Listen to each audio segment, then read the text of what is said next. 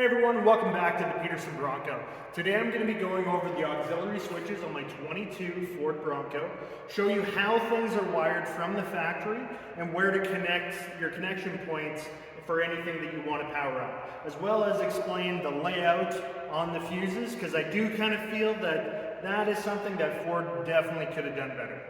So I hope you liked today's video. Please take a second to subscribe to the channel, and yeah, let's dive into it.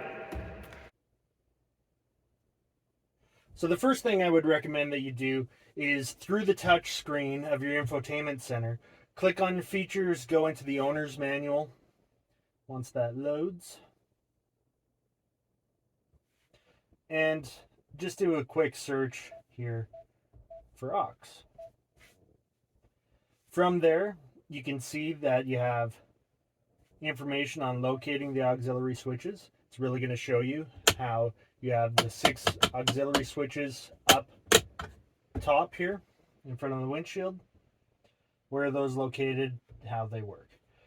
This next page of your owner's manual is going to show you the layout of the wiring inside the vehicle. So it shows your different circuits, how all those are connected, which I will go through in detail. Then under the hood, it tells you exactly what color of wire goes with what number of auxiliary switch. So you can also see the amperage of the fuses that are used for the auxiliary switches as well. And then it talks about the wiring that's not powered that goes through the vehicle. So you have in the passenger compartment a brown, white, and a white wire, which are located behind the glove box. At the front grille, there's a violet gray wire, which I'll show to you. Right-hand visor is gray-orange, so that goes up to the top. And the right-hand rear quarter panel is a white-orange wire that goes into the back area. So all that information can be found directly in the owner's manual on the infotainment center. So that's definitely helpful to know the coloring of the wires and the amperage rating.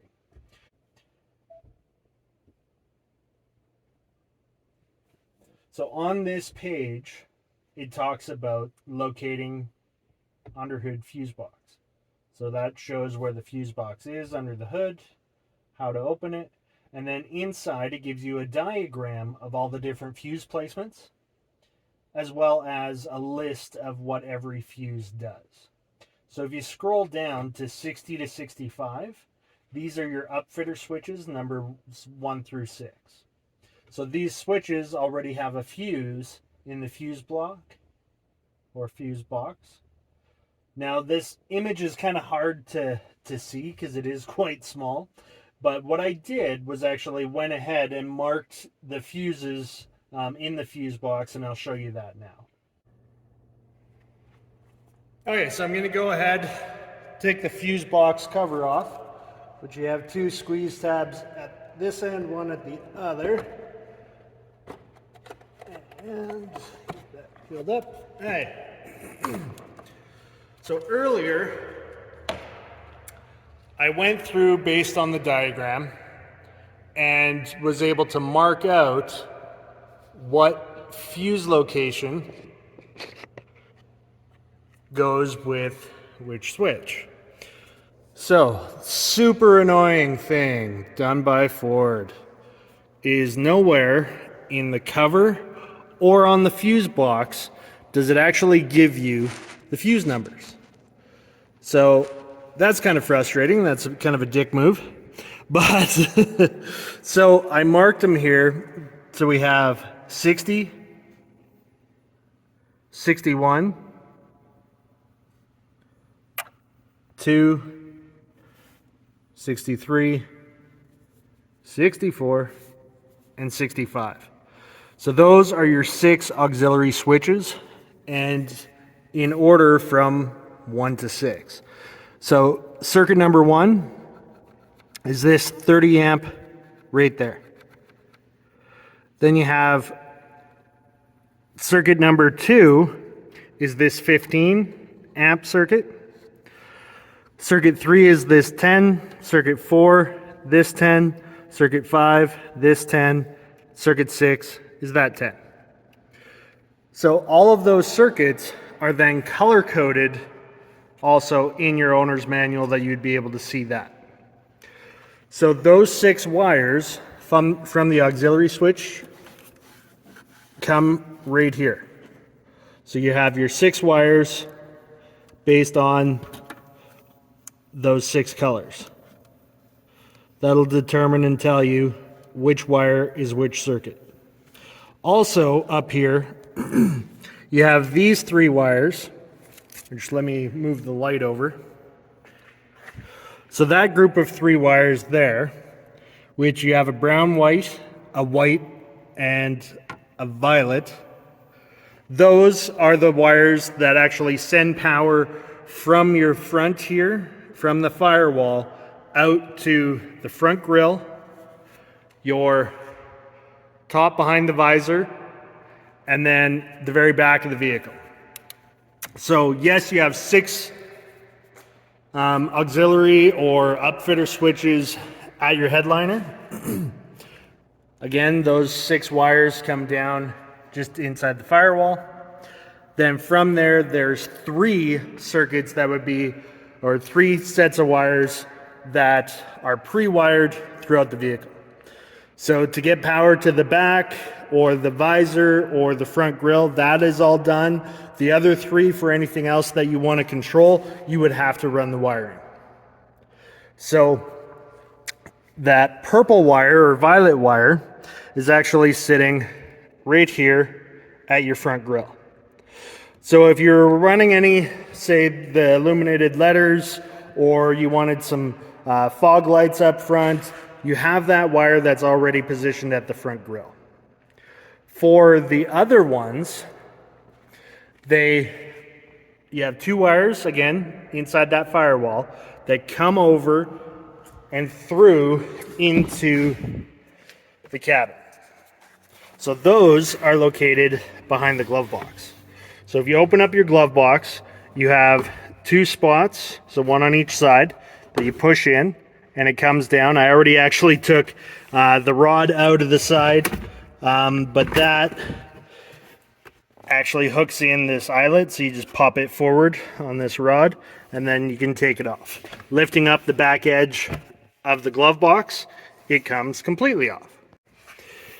So with my lights here, you can see, it's kind of hard to tell, but that wire hooking up here, let's see if I can set this better. Yeah. So this wire here is the gray-orange wire. That one runs up your A-pillar to underneath the visor. Then you have on this side the orange-white wire. That one runs underneath into the back area.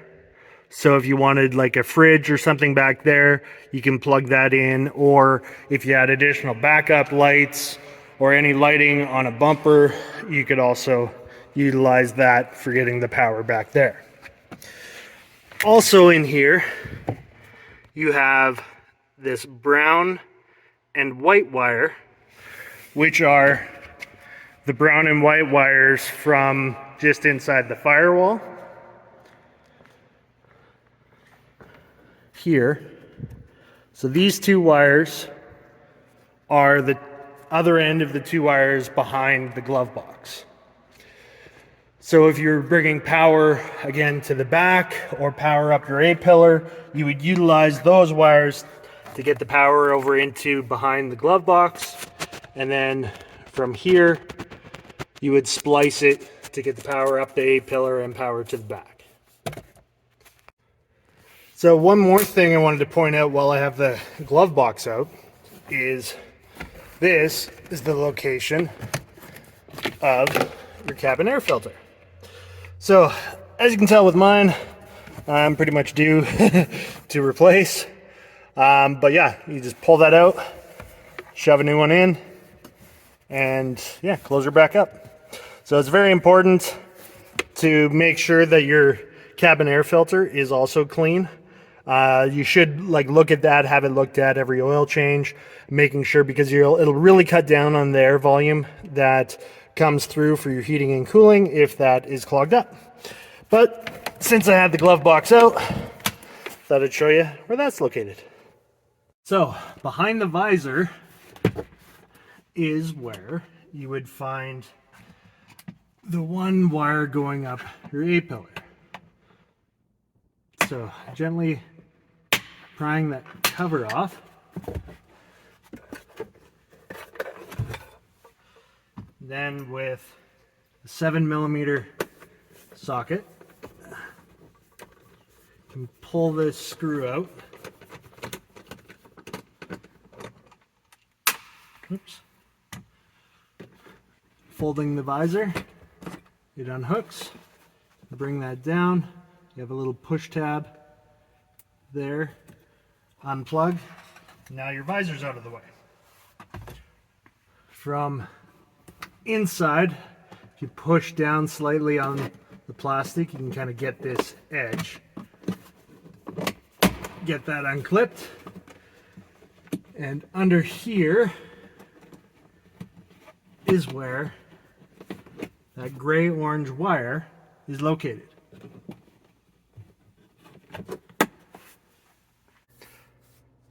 From there, you would then pop off this cover. You pull out the plastic mount here, you would actually drill a hole through underneath the metal and then pass that wire from the inside out.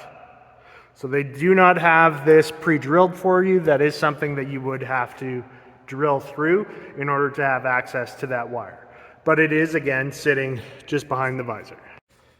Now in the back area, I do have all my tools and everything back here, but there is a panel here that you can pop off.